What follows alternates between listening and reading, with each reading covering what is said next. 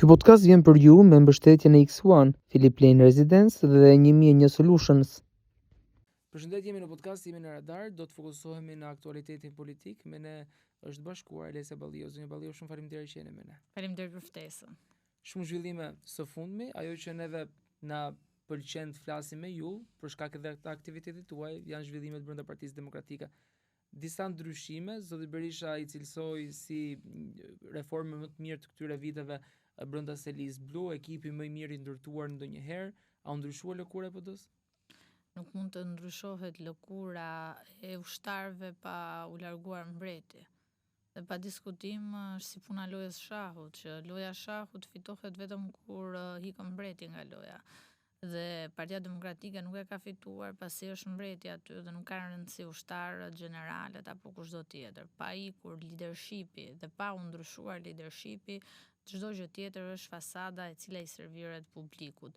Nuk është një ndryshim rrënjësor, nuk është një ndryshim real, nuk është hapje gare, është thjesht vendosja e besnikëve të Berishës për të mbajtur gojën mbyllur ndaj çdo padrejtësie dhe ndaj çdo kritike në Partinë Demokratike. A pati garë, sidomos për numrin 2 të Partisë Demokratike në garën që u zhvillua mes Flamur Nokës dhe Samir Korreshit? Kjo është shesharake, garë nuk pati dhe Korreshi, si gjithmonë është një ndër personazhet më të sinqertë që unë e simpatizoj në Partinë Demokratike dhe tha unë tani e mora vesh që po kandidoj, kështu që pa diskutim, ai e ka marrë vesh atë ditë dhe atë ditë hyri në garë.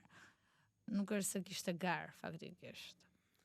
Është përfolur shpesh si në ambientet mediatike, por edhe nga burimet shumëta që zoti Noka i ka paraqitur zotit Berisha disa herë dorëheqjen. Pse ky i fundit nuk ja pranon?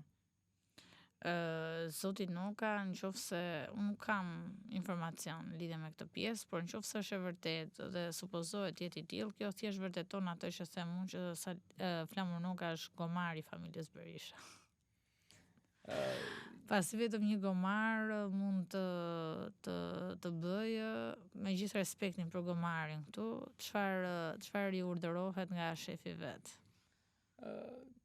Iliriana Kuçana pati po ashtu shumë akuzat forta ndaj zotit Noka, mendoni që qëndrojnë? Patjetër që qëndrojnë, ajo ka të drejtën e vet, thjesht unë mendoj që problemi është berishizmi. Jo mulizimi, sepse lartësoj mulin këtu. Kështu që në këtë kontekst për mua problemi real i Partisë Demokratike është berishizmi. Dhe pa ikur Berisha dhe berishizmi nga parti nuk ka demokraci.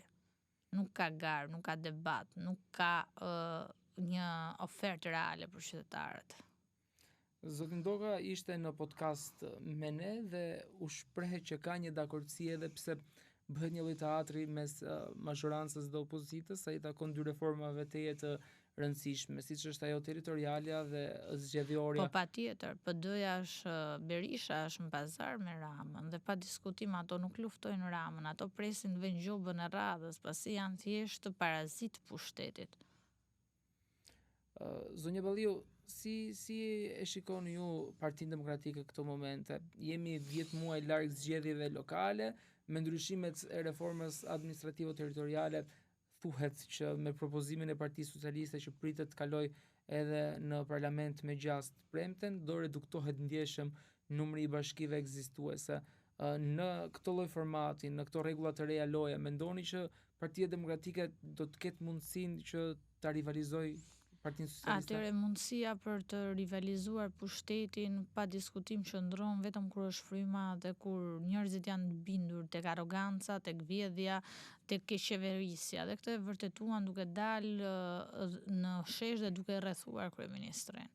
Protesta ishte madhështore, protesta do rivalizoj Ramën, nuk e rivalizon dot më Sali Berisha Ramën. Vetëm protestuesit, vetëm ato individ cilët janë intelektual, individ pa kapur nga të dyja palët politike mund të bëjmë betejën kundra pushtetit. Për mua sot Partia Demokratike në këto 10 muaj është për herë të parë është jashtë loja. Pasi vendin e saj e kanë zënë protestuesit normalisht me të drejtën e votës, pasi në mungesë një opozitë reale, ato dolën vetë dhe po e përfaqësojnë dinjësisht gjithë shqetësimet që kanë qytetarët, kauzën e tyre, por mbi të gjitha janë zëri të vërtetës dhe jo zëri i kapur, siç është zëri Sali Berishës, zëri i pazareve, zëri i humbjes, zëri i cënimit të demokracisë në Shqipëri, zëri i cënimit të demokracisë brenda partisë vet, por mbi të gjitha është shkaktari kryesor i gjendjes reale në cilën ndodhet Shqipëria.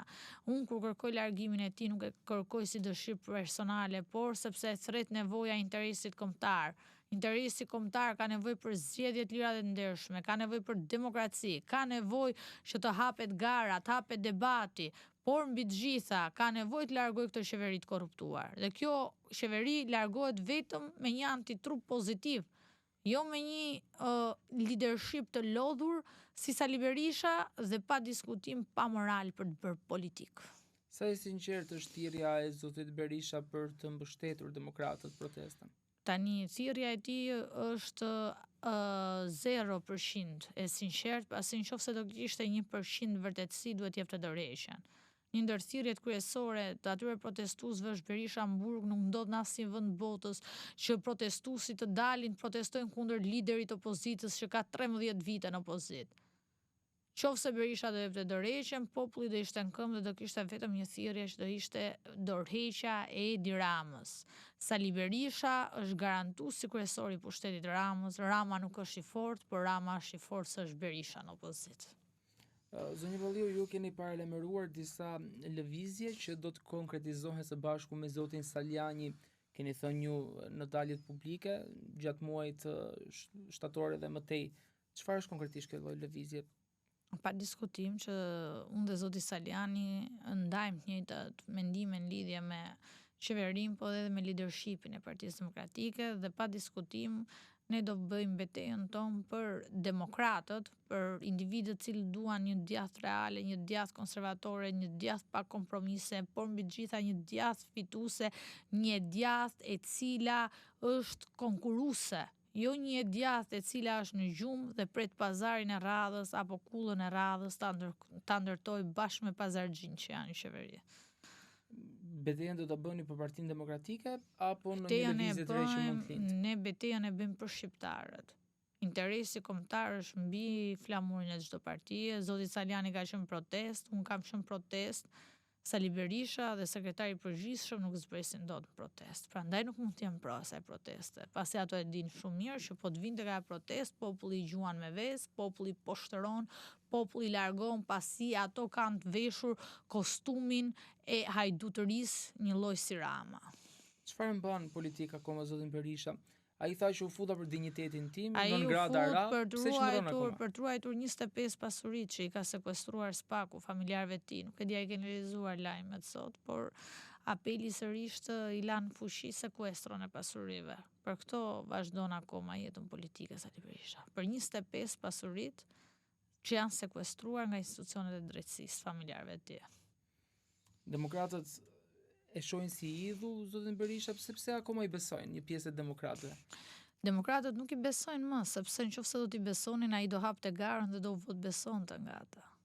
Pra i garoi vetëm duke treguar frikën e madhe dhe pa diskutim, duke parë që ka humbur territor dhe duke parë pamundësinë më të madhe për të ardhur në pushtet, ai u vetë shpall prapë kryetar. Brenda Partisë Demokratike ka të pakënaqur, ndërtoi Pa jeni dhe ju. diskutim që ka të pakënaqur, jo vetëm Saliani. unë zoti Saliani, por edhe brenda grupit parlamentar të Partisë Demokratike që janë të pakënaqur, ke brenda Këshillit Kombëtar që janë të pakënaqur, ke në kryesi që janë të pakënaqur. Çfarë do të prodhoj kjo? Ajo do të prodhoj revoltën më të madhe të popullit shqiptar, siç po e prodhon shesh duke dalur. Mungesë të opozitës, populli po reagon, duke e shuar opozitën, sepse sot protesta është opozita e vërtet, protestuesit janë opozita e vërtet, jo Sali Berisha. Sali Berisha nga kjo protestë ka dalë jashtë loja. Një aksion opozitar me në krye zoti Sali Berisha dhe Partinë Demokratike pak i çrregullt. Shpeshherë shohim që futen në seanca plenare, disa herë bojkotojnë, futen në seancat dhe punimet që mbahen për reforma territoriale dhe zgjedhore, i bojkotojnë. Këto lloj luhatjesh që ndjekin ata në mënyrë ideologjike, çfarë dëmi sjellin për demokratët dhe Partinë Demokratike? Pa diskutim atë të dështimit fatal që kanë 13 vite që e marrin, nuk është luhatja e parë, sepse të tjera gjëra thojnë dhe të tjera gjëra bëjnë. Thanë do respektonin Nenin dhe statutin e partisë, Nenin Basha nuk e respektun, ishte në letër po se respektun, na futin garë për primaret, i bëri fasad, nuk i respektoi.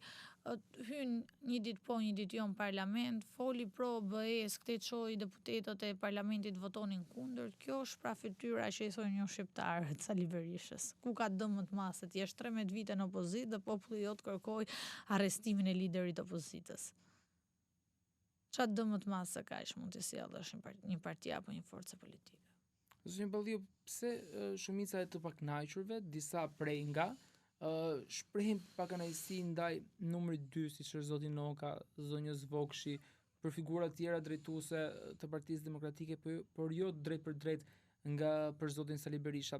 Shpreson akoma që në një farë formë të marrin ndonjë post prej tij, për të marrë mbështetjen e tij. Kjo nuk është çështje posti, unë kam thënë dhe rithem, për mua Flamur Noka është gomari i familjes Berisha dhe çdo gjë vjen me urdhër nga lart. Kushdo që ka mendime të kundërta, gënjen veten për një kohë të shkurtër se më pas do ta kuptoj gjithë tablon e së vërtetës hapur.